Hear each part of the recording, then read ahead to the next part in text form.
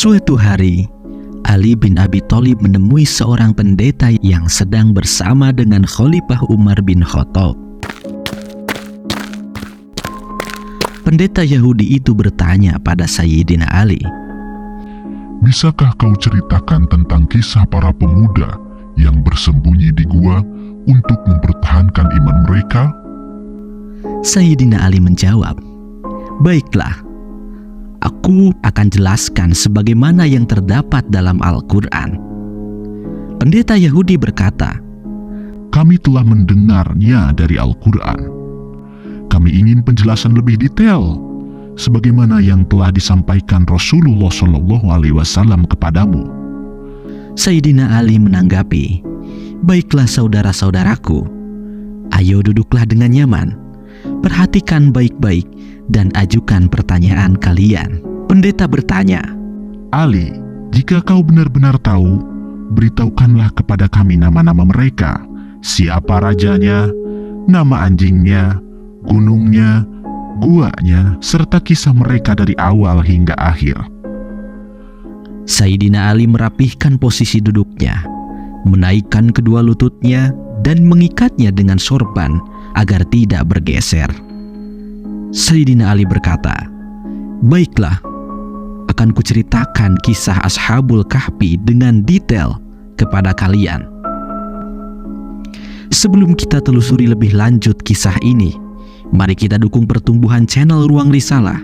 Caranya cukup simpel, cukup klik tombol subscribe dan aktifkan lonceng notifikasi supaya tidak ketinggalan update terbaru. Mari bergabung dalam menyebarkan nilai-nilai Islam dengan membagikan cerita ini di segala media sosial Anda.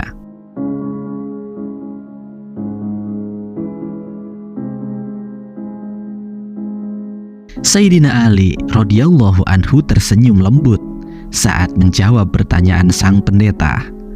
Beliau berkata, "Kekasihku Nabi Muhammad SAW pernah menceritakan kepadaku bahwa di daerah Romawi terdapat kota bernama Absus yang juga dikenal dengan Turtus. Di masa jahiliyah, kota ini disebut Absus, namun setelah Islam masuk, namanya diubah menjadi Turtus.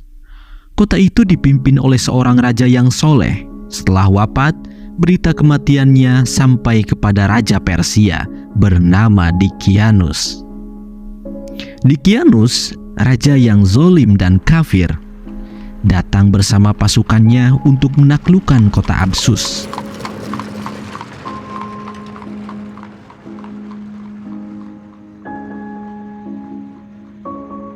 Setelah berhasil menundukkan kota tersebut, ia menjadikannya bagian dari kerajaannya dan membangun istana yang luar biasa megah. Pendeta Yahudi memberi isyarat kepada Ali untuk menghentikan penjelasannya. Lalu ia bertanya, "Wahai Ali, jelaskanlah istana itu serta ruangannya secara rinci." Sayyidina Ali menjawab, "Raja membangun istana dengan marmer sepanjang 1 parsah dan lebar 1 parsah, yang setara dengan 5 hingga 6 kilometer. Di dalamnya terdapat 4.000 pilar emas, 1.000 lampu emas, lantainya terbuat dari suasa, campuran emas dan tembaga. Setiap malam, istana dipenuhi dengan minyak wangi yang harum. Istana itu dijaga ketat oleh 360 pengawal, 180 menjaga sisi timur dan 180 menjaga sisi barat. Matahari mengelilingi istana itu dari terbit hingga terbenam. Raja membuat singgasana emas sepanjang 80 hasta yang dihiasi mutiara. Di sebelah kanan singgasananya terdapat 80 kursi emas untuk para panglima. Di sebelah kirinya juga terdapat 80 kursi emas. Raja duduk di singgasananya sambil memakai mahkota. Pendeta Yahudi bertanya dan bersemangat, "Wahai Ali, jika kamu mengetahui bahan dari mahkota itu, sampaikanlah kepadaku." Ali bin Abi Thalib menjawab, "Wahai saudaraku, mahkota itu terbuat dari emas yang diukir dengan 9 pucuk gemerlap. Setiap pucuknya dilengkapi lampu yang menerangi gelapnya malam. Dicyanus memiliki 6 pemuda berpengetahuan sebagai menteri-menterinya. Keputusan di kerajaannya tidak pernah diambil tanpa diskusi yang mendalam. 3 dari mereka berdiri di sebelah kanan sang raja dan 3 lainnya berada di sebelah kirinya. Pendeta Yahudi bertanya kepada Ali, Ali, bisakah kamu memberitahu saya nama ke-6 orang itu? Ali bin Abi Thalib menjawab, "Kekasihku Muhammad Shallallahu Alaihi Wasallam menceritakan bahwa di sebelah kanan ada 3 orang bernama Tamliho, Muksalmina, dan Muhsalmina. Di sebelah kiri ada Martulius, Haitus, dan Sadarius." Meskipun jolim, Raja Dicyanus selalu meminta pendapat dari mereka dalam berbagai urusan mengenai kerajaan. Setiap hari saat duduk di singgasananya yang mewah, orang-orang berkumpul di sekelilingnya. Suatu hari, 3 orang pemuda itu datang dari pintu tertentu. Salah satunya membawa gelas emas berisi minyak kasturi. Yang kedua membawa gelas perak berisi air mawar. Dan yang ketiga membawa burung. Ketika salah satu pemuda itu berteriak, burung itu terbang menuju gelas yang berisi air mawar dan mandi dengan wangi air tersebut. Ketika pemuda yang lain berteriak, burung itu terbang menuju gelas berisi minyak wangi dan juga mandi dengan minyak tersebut. Burung itu sering terbang menuju mahkota raja untuk mengibaskan bulu dan sayapnya di atas kepala raja. Raja Dicyanus memegang kekuasaannya selama 30 tahun tanpa pernah mengalami sakit kepala, flu, atau penyakit lainnya. Karena keadaannya yang sehat, dia menjadi sombong dan angkuh. Dia bahkan mengklaim dirinya sebagai Tuhan dan memaksa menteri dan rakyatnya untuk menyembahnya. Orang yang menerima pengakuan dari raja sebagai Tuhan akan mendapatkan hadiah dan keistimewaan. Sementara yang menolak akan disiksa bahkan dibunuh. Akhirnya, mereka tunduk kepada keinginan raja. Menteri dan penjaga istana pun menganggap Raja Dicyanus sebagai Tuhan selain Allah Subhanahu wa Ta'ala. Suatu hari, ketika pesta sedang meriah, sang raja duduk di singgasananya dengan mahkota di kepalanya. Tiba-tiba, beberapa panglima muncul dan memberitahu bahwa pasukan Persia sudah siap untuk menyerang. Sang raja panik, sehingga mahkotanya terjatuh dan dia terjungkal dari singgasananya. Salah satu dari 3 pemuda yang berada di sebelah raja melihat kejadian itu. Dia adalah Tamliho, pemuda yang cerdas. Tamliho lalu berpikir, jika Dicyanus adalah Tuhan, seperti yang dia klaim, seharusnya dia tidak merasa sedih, tidak tidur, tidak kencing, atau buang air, karena itu bukan sifat Tuhan. Setiap harinya, ke-6 pemuda itu bertemu di tempat Tamliho setelah kejadian itu. Mereka bertanya padanya, "Kenapa kamu tidak makan atau minum, Tamliho?" Tamliho menjawab, "Ada sesuatu di hatiku yang menghalangi aku untuk makan, minum, atau tidur." Mereka penasaran, "Apa yang membuatmu begitu?" Tamliho menjawab, "Sudah lama saya terfikirkan langit. Bagaimana langit dijadikan sebagai atap yang kokoh tanpa pengikat atau penyangga? Siapa yang mengatur matahari, bulan, dan bintang di langit? Saya juga memikirkan bumi. Siapa yang membuatnya mengapung di atas laut dan diikat dengan gunung agar tidak tenggelam? Saya bertanya-tanya tentang penciptaan saya. Siapa yang mengeluarkan saya dari rahim ibu, memberi makan, dan membimbing saya? Ada keberadaan agung yang mengatur segalanya, dan itu bukanlah Dicyanus." Pemuda lainnya merasakan hal yang serupa dan meminta petunjuk dari Tamliho. Tamliho berkata, "Satu-satunya jalan keluar adalah melarikan diri dari penguasa zolim menuju penguasa langit dan bumi." Teman-temannya setuju dan memutuskan untuk pergi. Mereka membeli kurma dengan uang 3 dirham dan menyimpannya dalam selendang. Mereka naik kuda dan meninggalkan kota.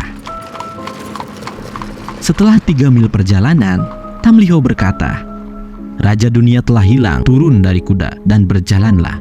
Semoga Allah memudahkan perjalanan kita. Mereka berjalan kaki sejauh 7 parsah sampai kaki mereka berdarah. Tiba-tiba seorang pengembala mendekati mereka. Tamliho berkata, "Apakah engkau punya air atau susu?" Pengembala itu berkata, "Aku punya apa yang kalian butuhkan. Tetapi wajah kalian mirip para raja. Apakah kalian melarikan diri?" Mereka menjawab jujur sesuai ajaran agama mereka yang melarang berbohong. Penggembala itu terkesan dan berkata, "Apa yang kalian rasakan juga ada di hatiku. Ceritakanlah pengalaman kalian." Setelah mendengar cerita mereka, pengembala itu bersujud di kaki mereka. "Sungguh, ini pengalaman yang luar biasa. Aku meminta kalian menunggu sebentar sementara aku mengembalikan kambing-kambing ini." Mereka menunggu, dan saat pengembala kembali, dia membawa seekor anjing. Pemuda-pemuda itu khawatir anjing itu akan mengungkapkan keberadaan mereka. Mereka meminta penggembala mengusir anjingnya yang bernama Kitmir. Namun, anjing itu berkata, Aku bersaksi bahwa tiada Tuhan selain Allah, dan tidak ada sekutu baginya. Izinkanlah aku melindungi kalian dari musuh. Aku ingin mendekatkan diri kepada Allah dengan ini. Pemuda-pemuda itu mengizinkannya. Mereka melanjutkan perjalanan dan mengikuti penggembala menuju gunung, di mana mereka bersembunyi di dalam gua. Orang Yahudi mendekati Sayyidina Ali lagi. Wahai Ali, gunung ini dan gua ini bernama apa? Ali bin Abi Thalib menjelaskan bahwa gunung ini disebut Najlus dan gua ini diberi nama Khairam. Di dalam gua itu ada pohon yang berbuah dan air yang jernih. Mereka memakan buah dan meminum air itu. Ketika malam tiba, mereka berlindung di gua, dan seekor anjing duduk di pintu gua dengan kedua kakinya menjulur ke depannya. Allah Subhanahu wa Ta'ala menyuruh malaikat maut mencabut nyawa mereka untuk sementara waktu. 2 malaikat lainnya ditugaskan untuk menjaga dan merawat mereka. Kedua malaikat itu memutar tubuh mereka agar tidak busuk.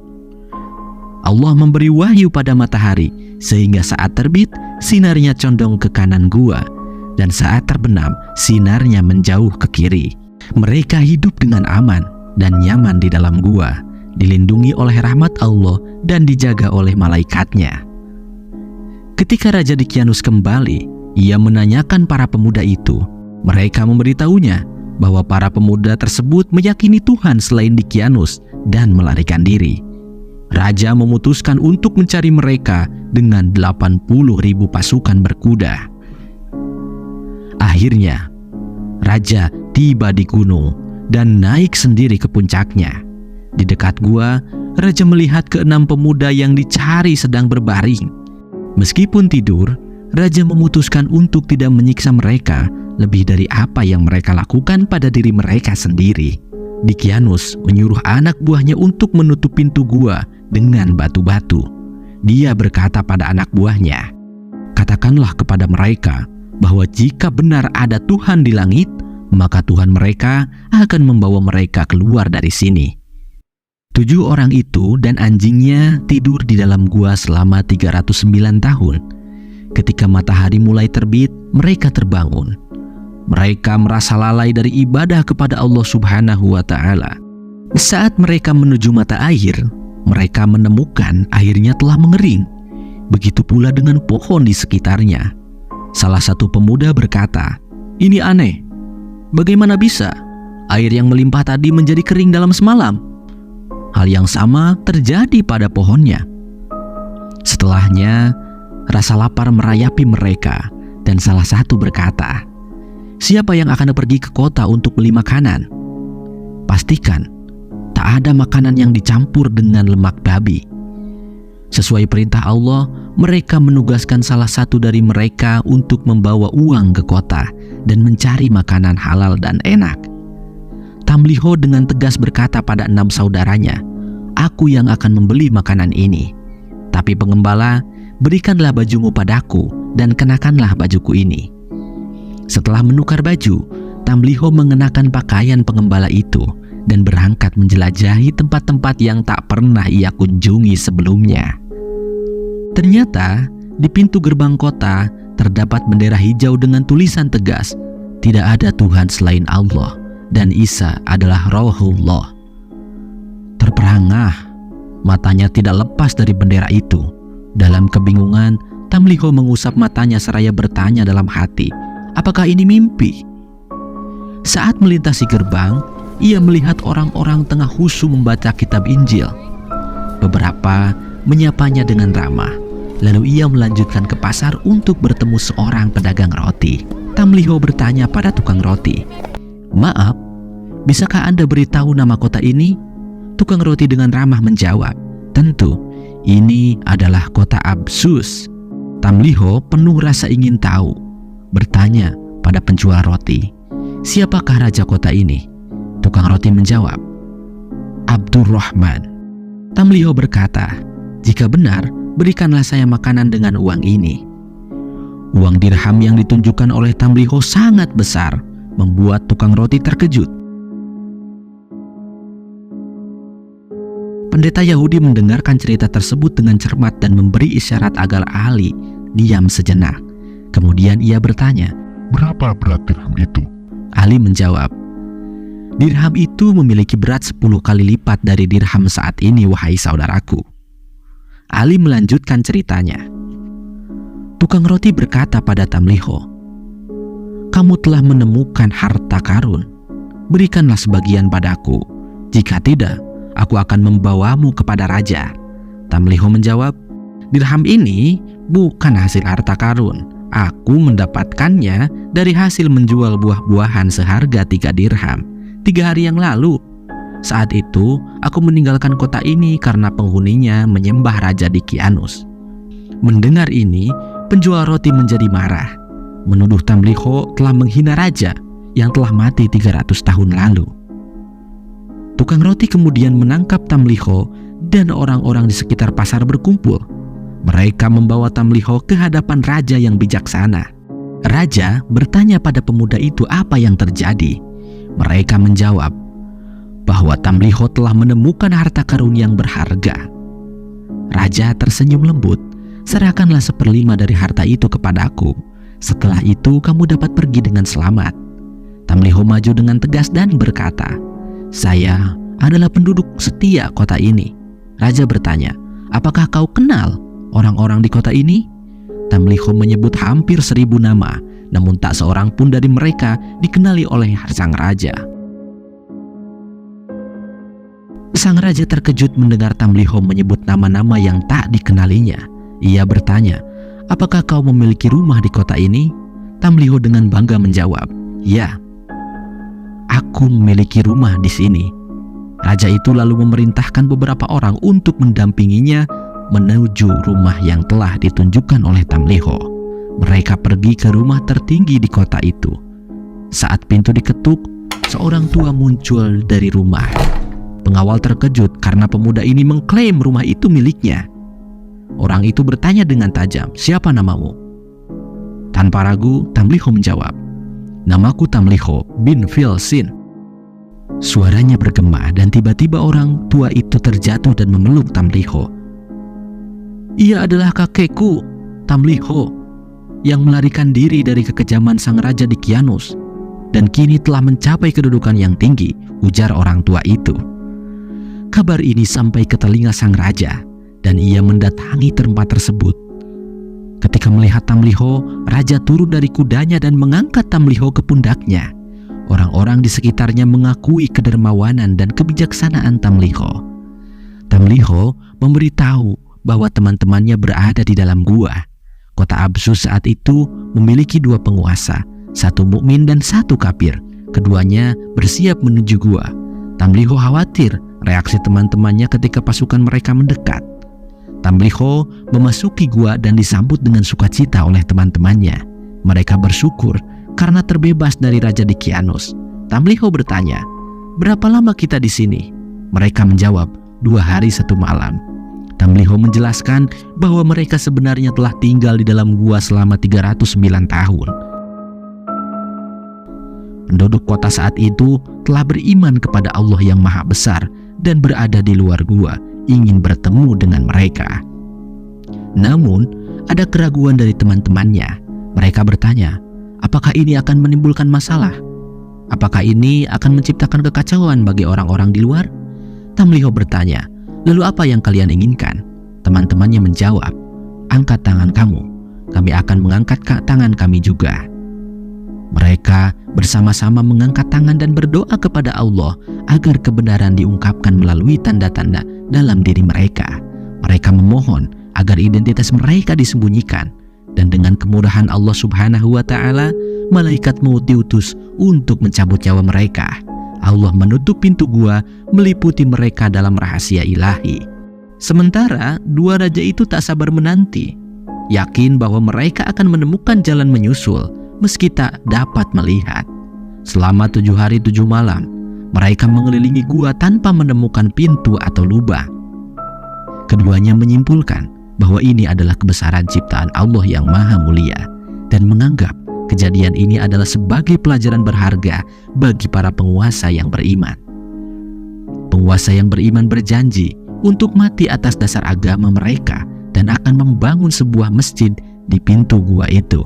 Namun, penguasa kafir menolak dan berencana untuk mendirikan tempat ibadah mereka sendiri. Terjadi pertempuran di antara mereka, dan penguasa yang berimanlah yang menang.